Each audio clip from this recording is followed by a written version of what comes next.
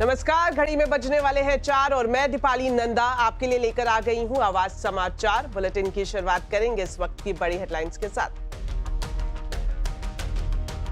सेबी ने जो जैसा काम किया है उसी हिसाब से हम और भी दृढ़ता से काम करेंगे इन्वेस्टर्स प्रोटेक्शन के लिए। नए सेबी चीफ तुहिन कांत पांडे ने किसी चैनल को दिया पहला इंटरव्यू। सीएनबीसी आवाज से एक्सक्लूसिव बातचीत में कहा, पारदर्शिता और निवेशकों के हित है सबसे बड़ी प्राथमिकता। Money control global wealth summit में बोले, रिटेल के साथ साथ विदेशी निवेशक भी हैं बाजार का अहम हिस्सा, उनके सुझावों पर करेंगे गौर। We at SEBI are conscious about the need to create conducive environment to attract foreign capital.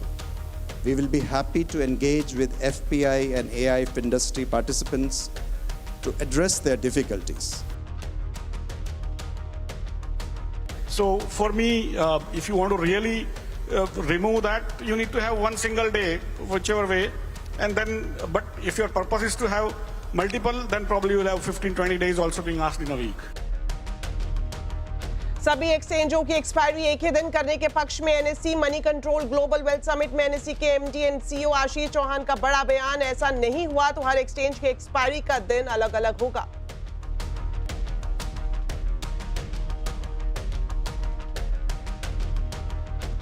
दो दिनों की तेजी के बाद बाजार में दायरे में कारोबार। सेंसेक्स निफ्टी की flat closing, mid cap banking index लाल निशान में बंद।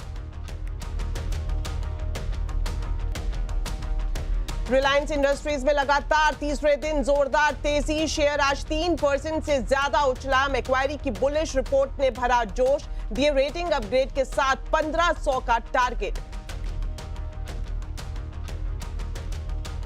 औरंगजेब का घमासान, महाराष्ट्र, यूपी, बिहार के बाद अब मध्य प्रदेश पहुंचा। बीजेपी विधायक रामेश्वर शर्मा के विवादित बोल, औरंगजेब की तारीफ करने वालों को पहुंचाएंगे कब्रिस्तान। इधर दिल्ली में 2 सांसदों के नेम प्लेट पर तुगलक लेन की जगह विवेकानंद मार्ग लिखवाया।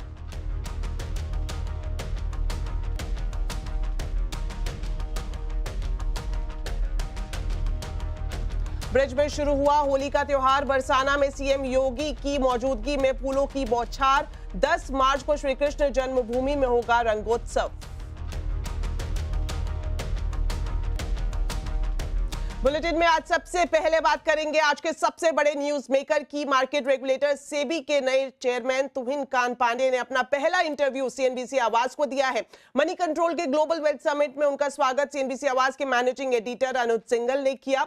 सेबी प्रमुख तुहिन कांत पांडे ने सीएनबीसी आवाज से एक्सक्लूसिव बातचीत में कहा कि निवेशकों के हितों की सुरक्षा उनकी पहली प्राथमिकता है। सेबी चेयरमैन तुहिन कांत पांडे से खास बातचीत की सीएनबीसी आवाज के economic and policy editor Laxman Roy ने। मेरे साथ बातचीत करने के लिए सेबी चेयरमैन तुहिन कांता पांडे। सर आपका स्वागत है सीएनबीसी आवाज में। प्रधानमंत्री मोदी विकसित भारत के संकल्प को लेकर आगे चल रहे हैं। भारत में इक्विटी कल्चर तेजी से आगे बढ़ रहा है। ऐसे में इक्विटी कल्चर की भूमिका विकसित भारत में और इक्विटी मार्केटिंग रेगुलेटर के तौर पर सेबी की भूमिका को कैसे देखते हैं? सेबी ने जो जैसा काम किया है उसी हिसाब से हम और भी दृढ़ता से काम करेंगे इन्वेस्टर्स प्रोटेक्शन के लिए। सेबी कृत संकल्प है।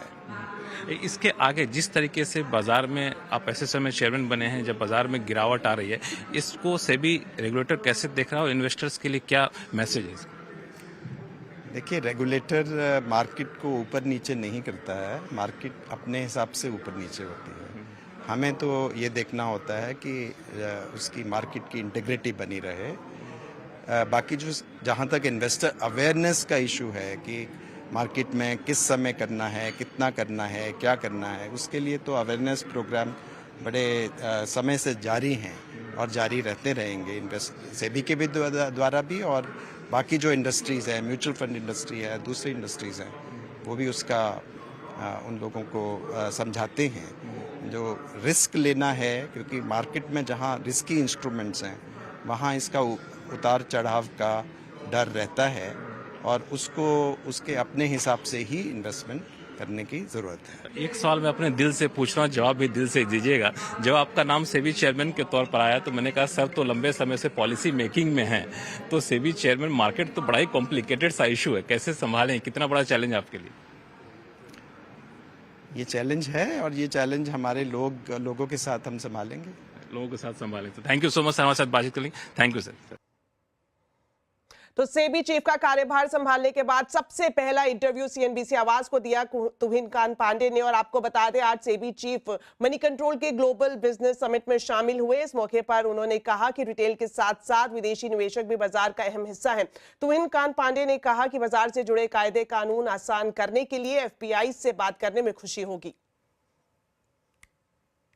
Over the last 10 years, Indian companies have raised, on an average, 2.2 trillion rupees per year through equity issuance in the securities market. As we intend to grow in the speed that we are aspiring, we need to have both domestic and foreign capital to support the growth momentum. With strong economic fundamentals and favorable demographics, India is a bright spot for long-term investments. The country has attracted global investments across equities, debt, and private equity spaces over the years. The presence of such long-term foreign capital would further support infrastructure growth, innovation, and entrepreneurship in India. We at SEBI are conscious about the need to create conducive environment to attract foreign capital. We will be happy to engage with FPI and AIF industry participants to address their difficulties.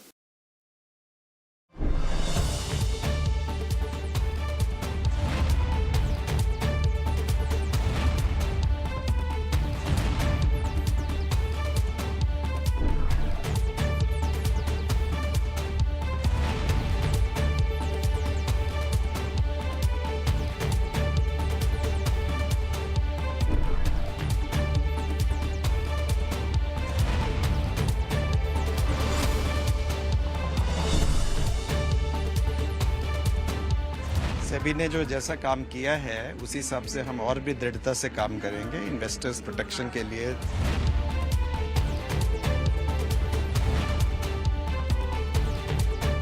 We at SEBI are conscious about the need to create conducive environment to attract foreign capital. Regulator market को ऊपर नीचे नहीं करता है, market अपने हिसाब से ऊपर नीचे होती है। ये चैलेंज है और ये चैलेंज हमारे लोगों के साथ हम संभालेंगे।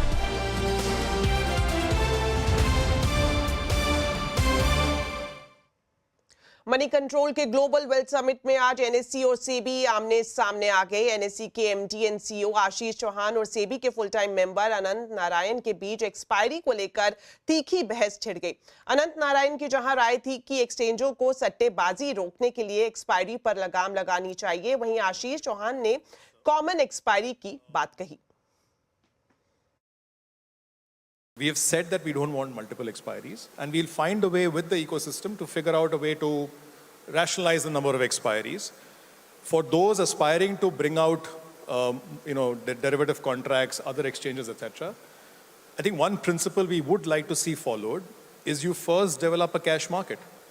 Make sure you have an underlying cash ecosystem before you come out and bring out derivatives. Derivative for the sake of derivatives is probably not something which is entirely desirable as well. So I don't want to deal into hypotheticals. We'll see how things work out. We do things in a co-created fashion. And the intent is to ensure that the ecosystem is robust, is trusted, is not open to manipulation, investor protection is assured, and financial stability is assured so that capital formation can ensue.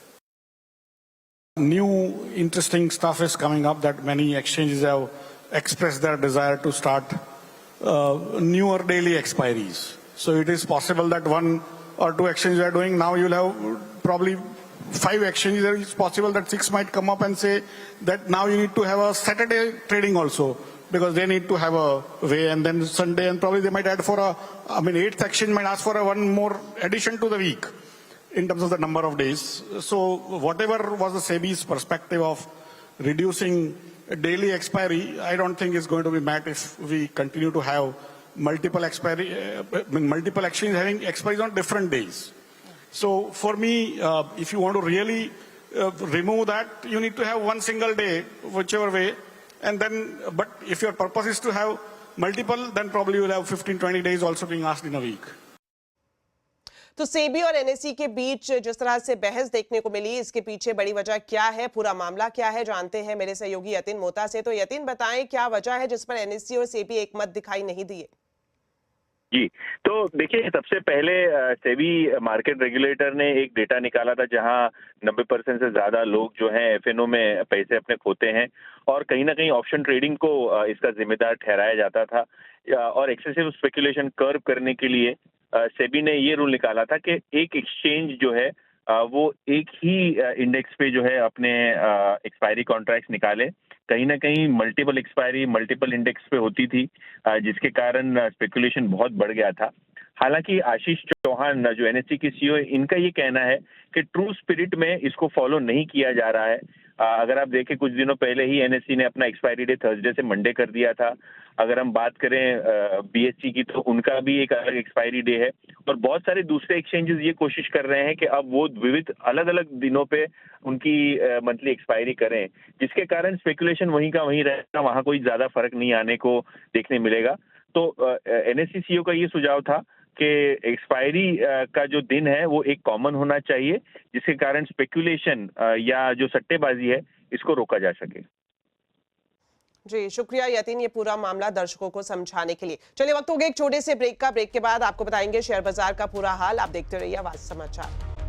Break के बाद आपका स्वागत है। अब आपको देते हैं share market का पूरा अपडेट। 2 दिनों की तेजी के बाद आज बाजार दायरे में कारोबार करता हुआ दिखाई दिया। सेंसेक्स निफ्टी की फ्लैट क्लोजिंग हुई। निफ्टी 8 पॉइंट चढ़ा तो सेंसेक्स 8 पॉइंट फिसल कर बंद हुआ। मिड कैप बैंकिंग इंडेक्स लाल निशान में बंद हुए, वहीं स्मॉल कैप इंडेक्स लगातार चौथे दिन बढ़त पर बंद हुआ। रियलिटी, आईटी, फार्मा शेयर्स में दबाव दिखाई दिया। वहीं दूसरी तरफ तेल, गैस, मेटल, ऑटो इंडेक्स बढ़त पर बंद हुए।